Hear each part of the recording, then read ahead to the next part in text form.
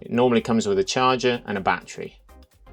Take the battery off by pressing the black bit at the front with your thumb and then putting it into the charger with a nice click.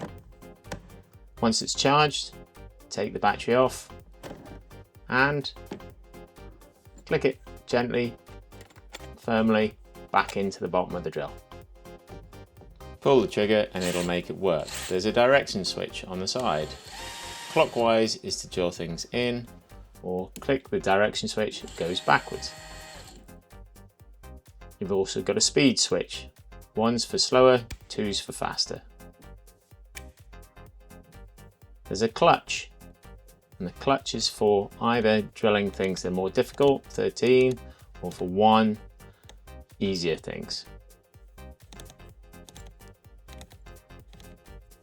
It's got jaws, and you use the chuck there that I'm spinning in the black to open the jaws, and again the chuck to close the jaws.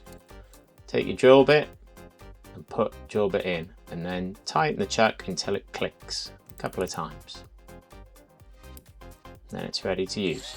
You pull the trigger, it should go round. Click the direction switch, it'll go the other way. There you go. Pulling the trigger gently and drilling a hole. There are different sorts of bit. This is a masonry bit. You can see the end of the drill is different. It's for walls and brickwork. This is for metal work. And this is for wood. You can see the spiky tip on the end. Driver bits go in the same way as a drill bit. Just tighten them up again with the chuck. It's clockwise for screwing in. If you're going to screw something in, I'd recommend putting it on a slower speed setting